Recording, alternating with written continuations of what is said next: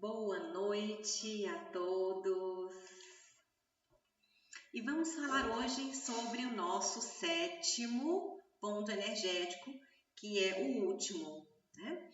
Que é o ponto energético que fica na nossa coroa.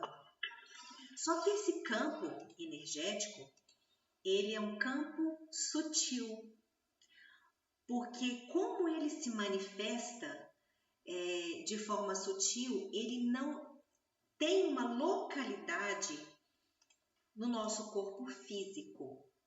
Ele é mais sutil. Ele pega a camada energética que cobre o nosso corpo. Então, ele tem uma relação com o campo morfogenético. Não sei se vocês já ouviram falar sobre campo morfogenético. Ele está bem na moda devido à constelação familiar. Quem usa primeiro o campo morfogenético é William Reich. William Reich ele usa o campo morfogenético dentro da terapia, dizendo que ali forma-se um campo. Na época ele não tinha condições de medir esse campo cientificamente, mas ele já tinha uma noção de como se dava a terapia. Uma vez que a terapia são impressões que nós temos, né? E outra, que usamos o inconsciente coletivo, porque o inconsciente coletivo ele mora no campo morfogenético, ok? O que seria esse campo morfogenético? Eles levam informações, tá? São utilizados, essas informações elas são utilizadas através do tempo e do espaço. É uma consciência coletiva. E se dá nesse campo sutil.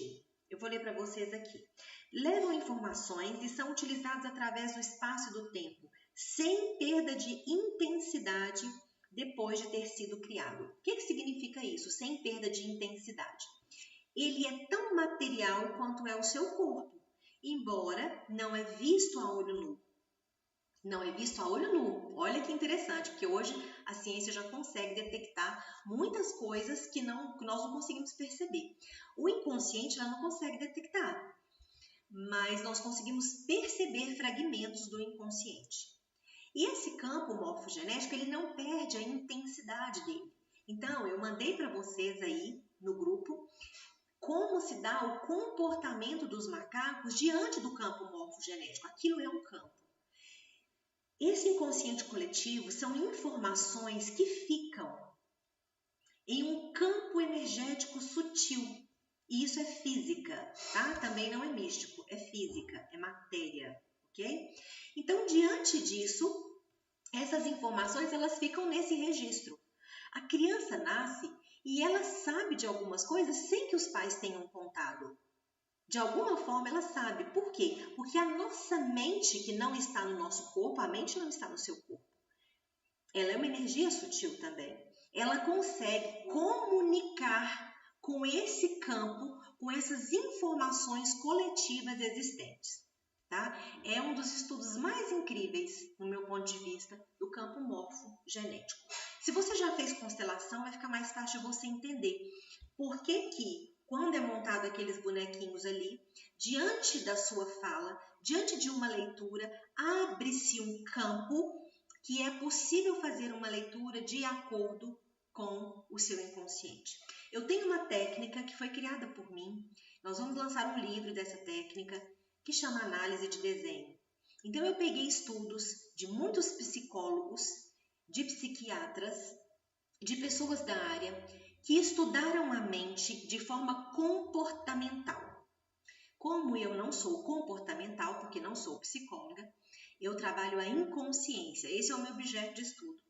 Eu peguei esses estudos e analisando diante do inconsciente, foi possível criar uma técnica de análise de desenho diante do campo morfogenético. Eu testei essa técnica por 5 anos e já tem 5 anos, desde que o Instituto foi aberto, que nós utilizamos essa técnica na prática. Antes ela era usada, mas ela era usada de forma a ser testada. Hoje não. Hoje nós já temos condições, hoje, né, há 5 anos atrás, nós já tivemos condições de colocar no mercado, porque é uma técnica efetiva e ela é usada ao campo morfogenético. Se você que está me assistindo já fez análise de desenho comigo, sabe o quanto é incrível a técnica. E ela não é uma mágica. Simplesmente, diante de estudos, que foram estudos não só meus nesse caso, foram de vários profissionais, o seu inconsciente, ele libera pela informação coletiva os seus traços, tanto na escrita quanto no desenho. Então, tem uma probabilidade muito grande de você fazer um desenho X e aquele desenho representar uma criança que foi molestada, por exemplo. Nós somos muito assertivos aqui com os nossos testes e eles são incríveis, eles são de confrontos, quem já fez comigo sabe quanto essa técnica é maravilhosa. E é uma técnica de campo morfo. As constelações também são técnicas de campo morfogenético. Sendo assim, nós temos uma parte em nós sutil que absorve informações do externo. Carl Gustav Jung foi o primeiro a falar sobre inconsciente coletivo, que eram essas informações externas que estavam soltas aí. E que elas são matéria. Gente, isso aqui é interessante demais. Isso é matéria. Você só não consegue ver, mas você também não vê o processo da luz até que ela seja ligada. E por que você acredita nela? Porque já tivemos muitos fatos que comprovam. Lá no final você vê a luz acendendo. Então, quando você vai fazer o teste do desenho comigo, uma constelação familiar, como que você sabe que é verdade? Você não enxerga todo o trâmite, mas você sabe que no final é aquilo ali e é assertivo. Não é possível ver a informação de um inconsciente coletivo a olho nu. Não é possível. Ainda não temos essa tecnologia, mas já sabemos que ela existe. Ele é um campo, vou ler para vocês novamente, é um campo hipotético que explica a emergência simultânea da mesma função adaptativa em populações biológicas. É uma memória coletiva.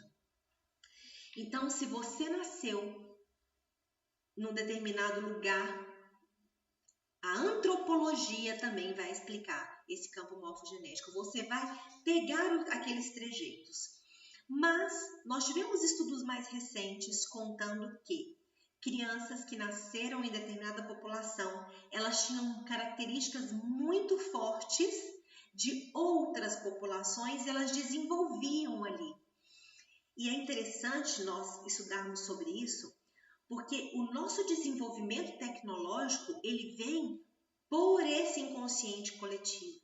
Ele vem porque nós temos intuição do que fazer para concretizar, por exemplo, um automóvel. Observem para vocês verem que quando você pensa em alguma coisa, isso fica muito evidente. É igual a mulher quando fica grávida. Ela só vê grávida na frente dela para todo lado. Se você comprar um carro preto, tem mais chance de você ver carro preto. Por quê? É um milagre? É uma mágica? Não. Porque o seu olhar se voltou para aquilo. O campo morfogenético, ele tem muito a ver com isso também. Quando o seu olhar se volta muito para determinada situação, energeticamente, mas não é a energia mística, a energia matéria, ela vai fazer com que a sua condição neural se volte para aquele elemento e você consiga perceber de uma forma mais ampla tudo que rodeia aquele elemento focado. Então, qual que é a dica de hoje? Aquilo que você tiver vontade de fazer, foque e tenha persistência, porque automaticamente as coisas vão se ajeitar para que aquilo possa fluir. E isso tem um papel muito forte na chamada fé. Porque fé é quando você acredita em alguma coisa e sabe que vai acontecer. E a sua condição de fé faz com que aconteça. E isso é energético, isso é matéria. Porque é uma criação. Não é uma mágica que Deus colocou, não existe isso. Por que a fé tem poder? Porque ela tem uma condição energética que faz com que você foque e acredite, e o acreditar piamente faz com que você foque o objetivo e vá em frente até que ele se concretize. Isso é ciência e é maravilhoso. Então, estamos comprovando mais uma fala aí bíblica. A fé, ela te salva e ela tem meios científicos. E eu acho maravilhoso. E isso não nos distancia de Deus, pelo contrário. Isso nos aproxima muito mais. Porque nós podemos perceber que a criação dele foi tão perfeita que ele pensou nos milímetros para que a ciência pudesse comprovar o que foi dito. E essa é a maravilha de todo o trabalho da criação, de todo o trabalho do arquiteto, né, do que nós vivemos hoje, do nosso universo. Então, eu gostaria que vocês olhassem para as questões sutis agora de uma forma mais prática, condensando mais. O que é condensar? Já viram o leite condensado? Você vai fazendo um doce de leite, ele vai secando, secando, até virar uma matéria mais pastosa, vira até uma matéria pastosa, né? Isso é condensar. O nosso corpo é condensado. É uma energia que foi se acoplando, né? E foi participando aqui de toda a... Olha eu de novo com os meus brancos, né? Nas palavras. De toda a dinâmica, agora que eu lembrar da palavra eu falo, toda a dinâmica que nós temos aqui de gravidade, que eu queria gravidade, e aí nós fomos condensando o corpo e temos então a matéria, tá? Quando eu falo que o meu pensamento tem poder e ele se materializa dessa forma.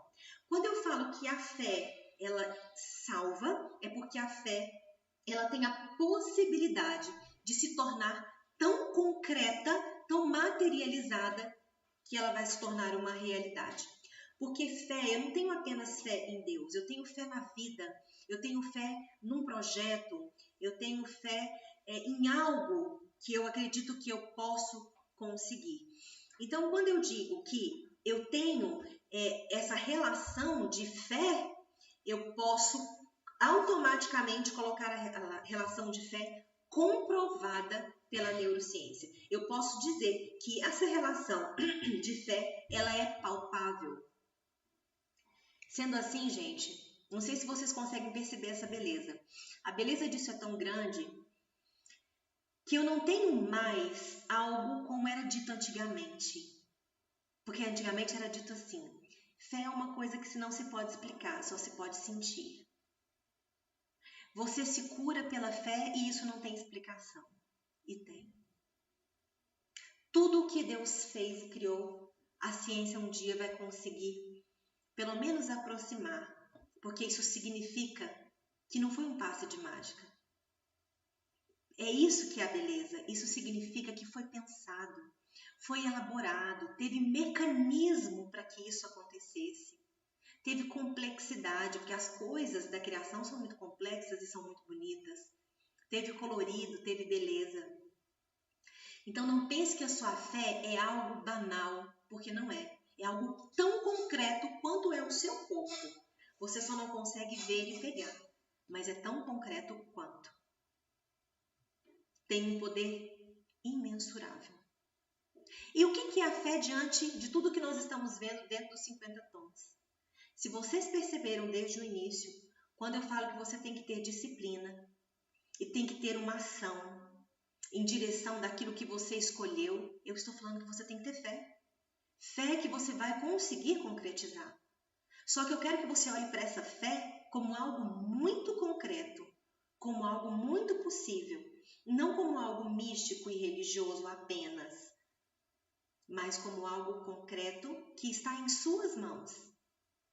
Perceber que aquilo que você desejou, você conseguiu, porque você fez um movimento em direção daquilo.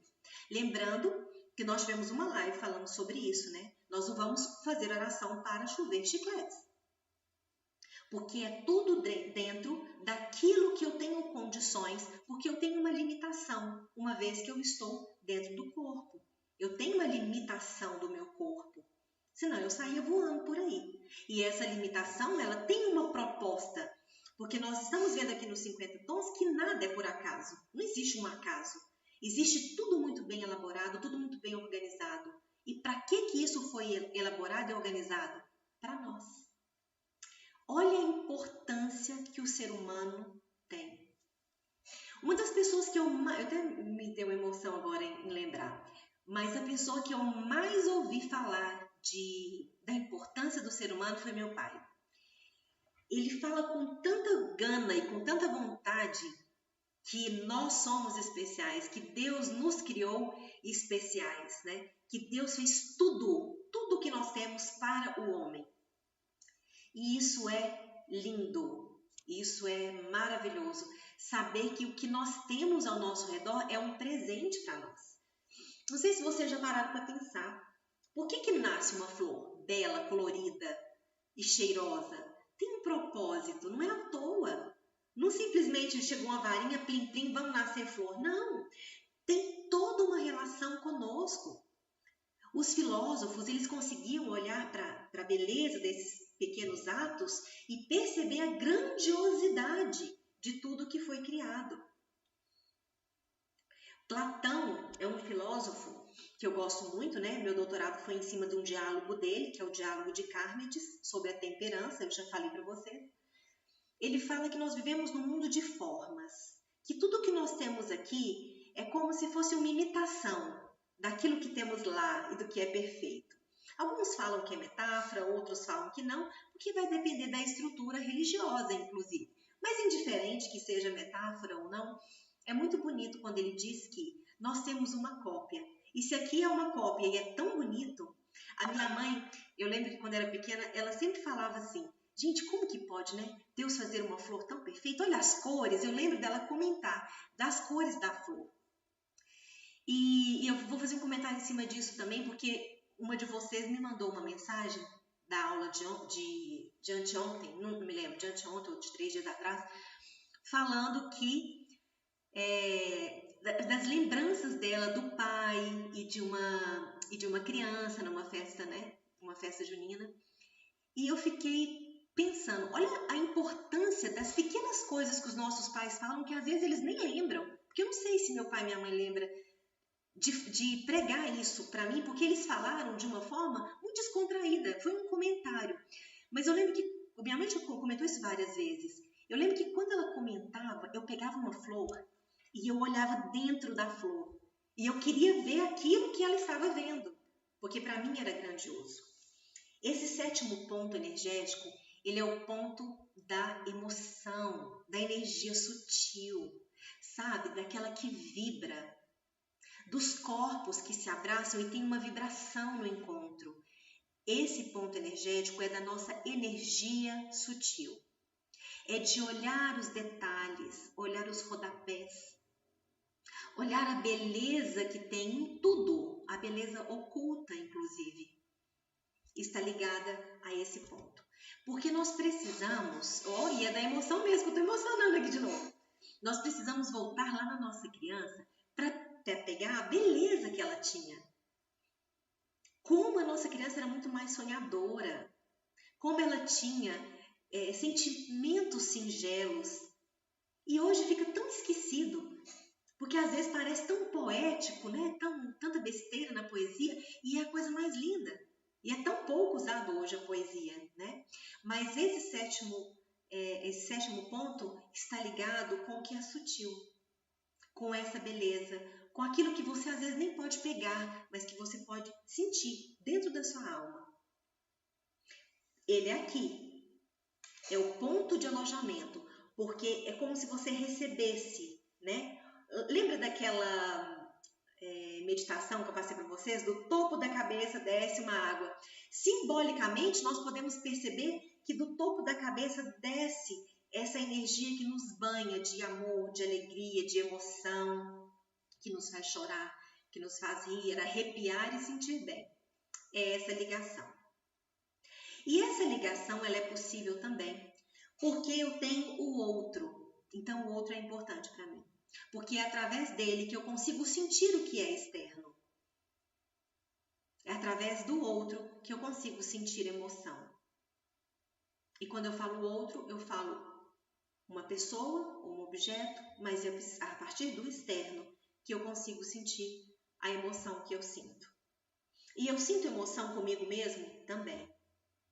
Quando eu me orgulho de mim, quando eu percebo as minhas vitórias, eu sinto a emoção relacionada a mim, mas a cotidiana em relação ao outro. Então, o outro ele faz muito presente nesse ponto energético da nossa energia sutil. Tá? Pessoal, é algo de uma beleza tão grande que se nós parássemos para pensar como os filósofos paravam, né? Nós teríamos mais gratidão com todo o processo da vida.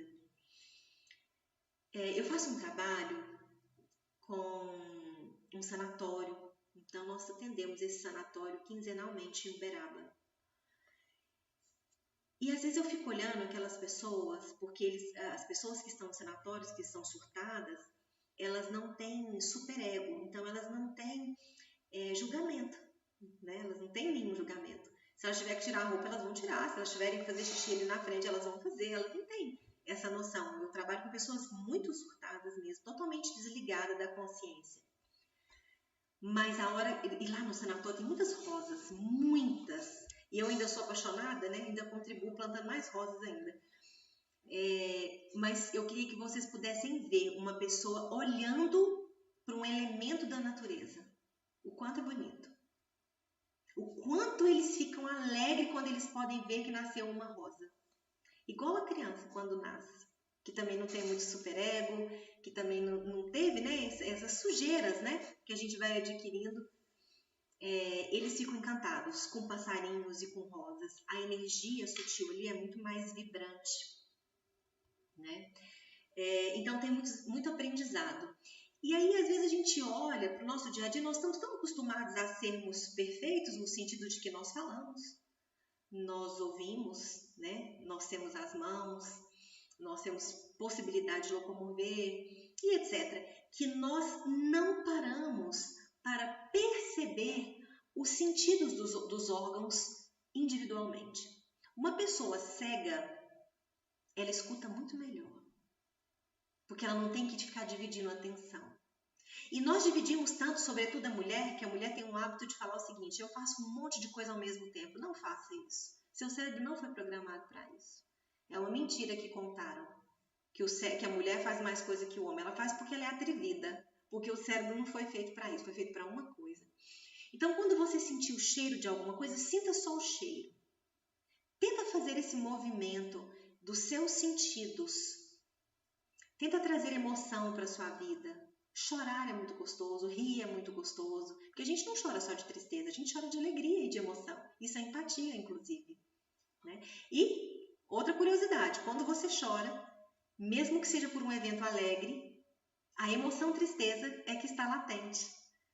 Aí eu quero que vocês entendam que tristeza não é ruim, só é ruim quando está muito alimentada, porque ela é uma carga pesada, então se ela alimenta demais, ela vai te prostrar. Mas quando você chora aquele choro gostoso de alegria, a sua curva da tristeza tem alta. A empatia tem a ver com a tristeza. Para quem não sabe, assista o filme Divertidamente e vocês verão a importância dessa emoção tristeza para o ser humano. Assistam, mas assista mesmo, com aquele olhar assim, envolvente de entrar no filme. Ok? Então eu quero que vocês prestem atenção nos pequenos detalhes e tenham gratidão por cada coisa que lhe aconteceu, porque teve que ser assim de alguma forma, né? E essa energia sutil é a energia que permite que você tenha catalepsia do sono. Nós vamos ter uma live com o Dr. Douglas no dia 23, ele vai falar sobre a catalepsia do sono, que é aquele momento que você dorme, aí você acorda e não consegue se mexer. Ou que você vê o seu corpo deitado lá na cama e não sabe o que fazer. E isso chama catalepsia do sono, né? E tem a ver com toda a nossa energia sutil, tem a ver também com a glândula pineal. Ele vai dar uma explicação bem detalhada para vocês, ele inclusive depois vai fazer um curso gratuito sobre catalepsia do sono. Mas eu gostaria que vocês assistissem a live, porque ela vai falar sobre essa energia sutil, né? É uma live voltada para a doutrina, porque o Dr. Douglas trabalha com a doutrina espírita, né? Então eu já gosto de avisar, porque eu sei que aqui nós temos uma diversidade de crenças. mas é uma live muito interessante porque ele traz muitos pontos científicos e psicanalíticos. Então, acho que vocês vão gostar bastante. Ele vai explicar essa energia sutil. Ela tem a ver, então, com esse momento que você dorme e desacopla essa energia para acontecer o evento do sonho, né? E tem pessoas que é tão forte a lembrança do desacoplar da energia que chegam a sentir a pessoa tocando, né, no sonho. O quanto isso é físico. Olha para vocês verem o quanto a energia é física mesmo e é condensada. Então, isso é muito interessante. O meu recadinho para hoje é: olhe a beleza de tudo. Tem um filme que chama, eu já falei para vocês, da Beleza Oculta. Assistam divertidamente. E para desbloquear, para ter um fluxo saudável na coroa, o movimento é esse. É o movimento da emoção, de dar valor em cada movimento, de perceber o movimento do outro, né? Como se fosse uma dança harmônica, um balé harmônico da vida, né? Então, dance a sua vida com movimentos harmoniosos. Essa é a minha mensagem para hoje, para vocês, ok?